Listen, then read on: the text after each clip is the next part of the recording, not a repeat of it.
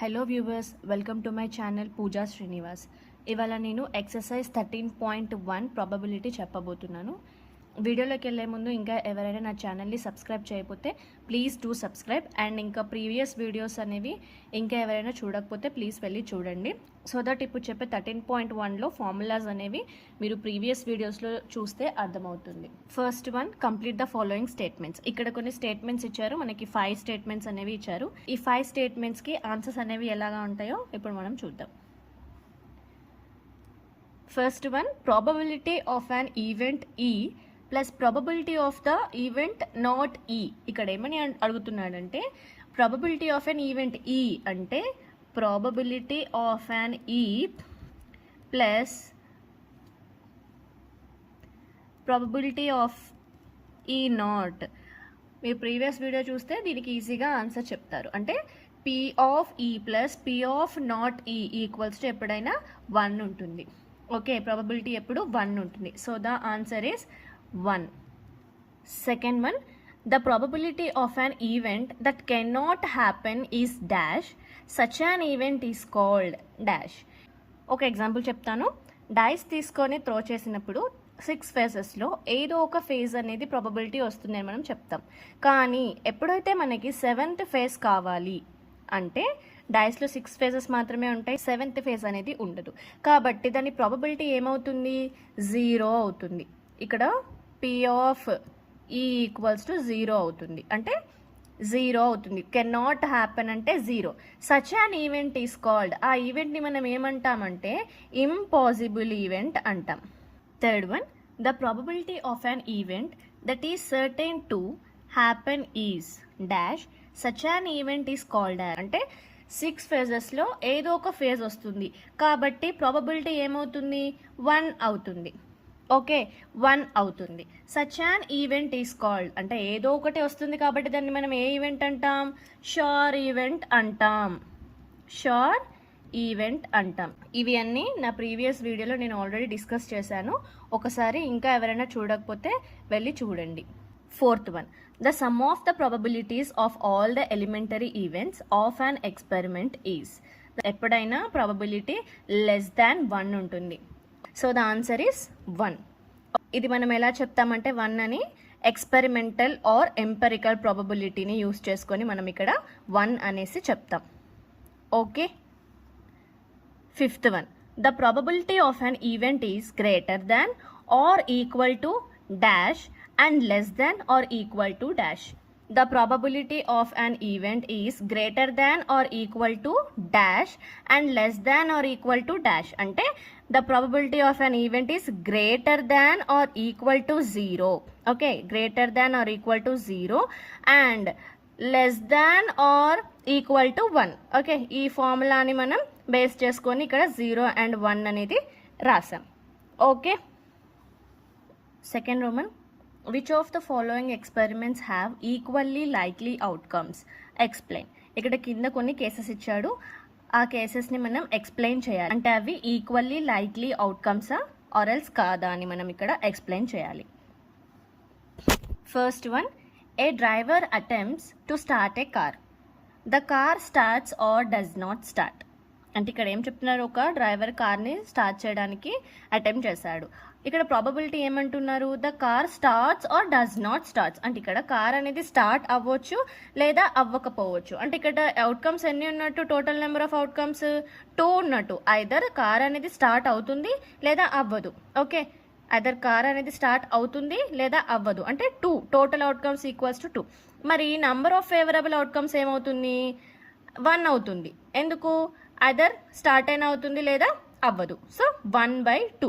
Total number of outcomes are 2. So favourable outcomes are 1 అవుతుంది. The answer is 1/2. మరి 1/2 ఉన్నప్పుడు ఇది ఏమవుతుంది?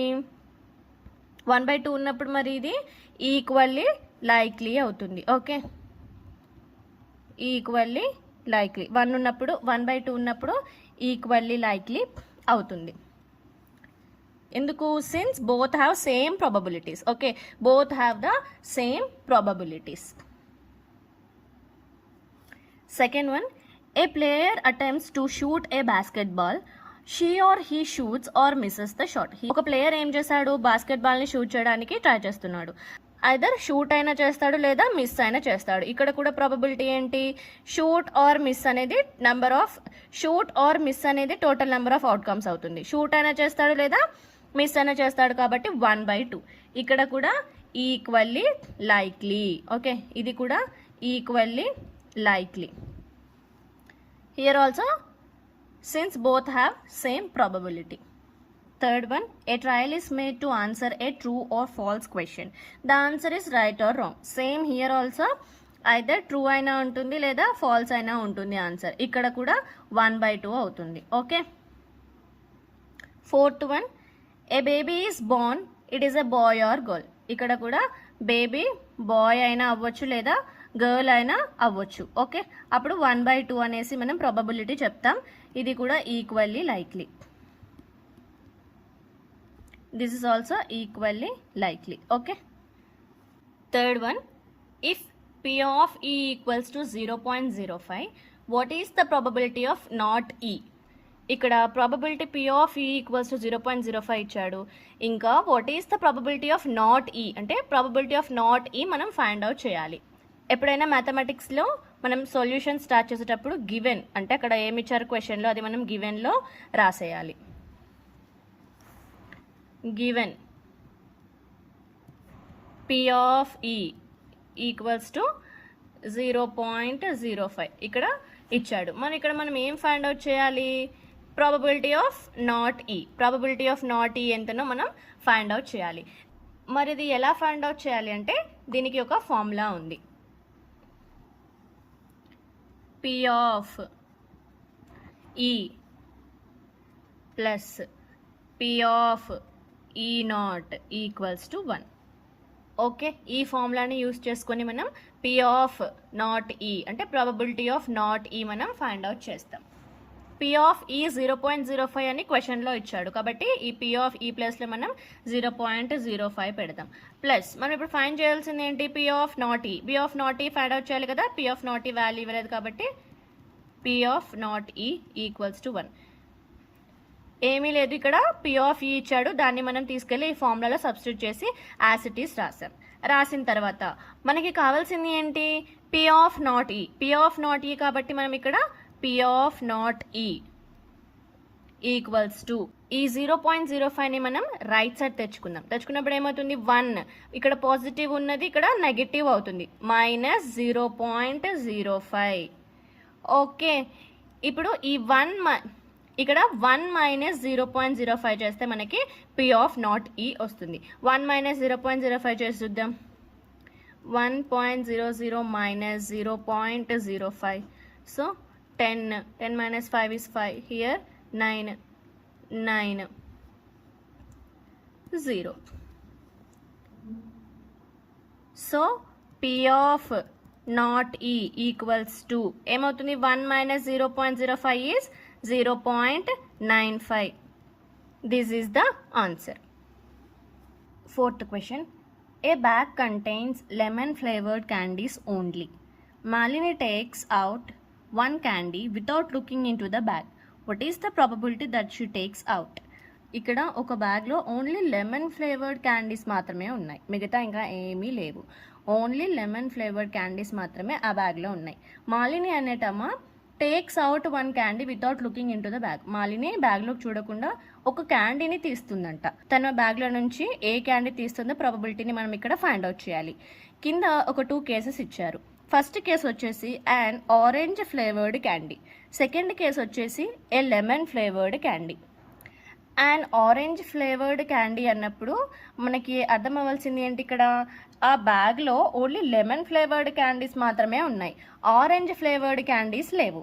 కాబట్టి ఆరెంజ్ ఫ్లేవర్డ్ క్యాండీ తీయడానికి ప్రాబబిలిటీ అనేది ఉండదు. కాబట్టి ఇది ఏమవుతుంది, ఇంపాసిబుల్ ఈవెంట్. ఇంపాసిబుల్ ఈవెంట్కి ప్రాబబిలిటీ ఎలా ఉంటుంది, 0 ఉంటుంది. దాని ఆన్సర్ ఏంటో మనం ఇప్పుడు చూద్దాం. First one, taking an orange flavored candy is an impossible event. ఎందుకు ఇంపాసిబుల్ ఈవెంట్? ఈ బ్యాగ్లో అంటే bag contains, because bag contains only lemon flavoured candies. Only lemon flavoured candies మాత్రమే ఆ బ్యాగ్లో ఉన్నాయి, ఆరెంజ్ ఫ్లేవర్డ్ క్యాండీస్ లేవు. అప్పుడు ప్రాబబిలిటీ పి ఆఫ్ ఈ ఏమవుతుంది? హెన్స్ ప్రాబబిలిటీ ఈక్వల్స్ టు 0 అవుతుంది. ఎందుకు? Impossible event. This is an impossible event. Impossible ఈవెంట్కి ఎప్పుడు కూడా ప్రాబబిలిటీ 0నే ఉంటుంది. ఓకే, సెకండ్ కేసు ఏంటి? A lemon flavoured candy. Lemon flavoured candy తీయడానికి ప్రాబబిలిటీ ఎంత ఉంది? ఇక్కడ ఓన్లీ లెమన్ ఫ్లేవర్డ్ క్యాండీసే ఉన్నాయి. అప్పుడు ఇది ఏమవుతుంది? షోర్ ఈవెంట్ అవుతుంది. షోర్ ఈవెంట్కి ప్రాబబిలిటీ ఎప్పుడైనా కూడా 1 ఉంటుంది. దాని ఆన్సర్ ఇప్పుడు చూద్దాం. ఆల్సో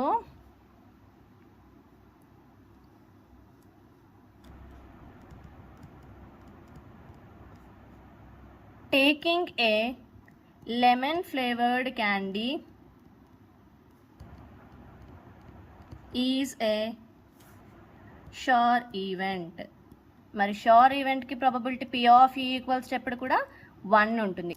ఇంపాసిబుల్ ఈవెంట్కి ప్రాబబిలిటీ 0 ఉంటుంది. షోర్ ఈవెంట్కి ప్రాబబిలిటీ 1 ఉంటుంది. ఈ డెఫినేషన్స్ నేను ప్రీవియస్ వీడియోస్లో డిస్కస్ చేశాను. ఒకసారి చూడకపోతే వెళ్ళి చూడండి.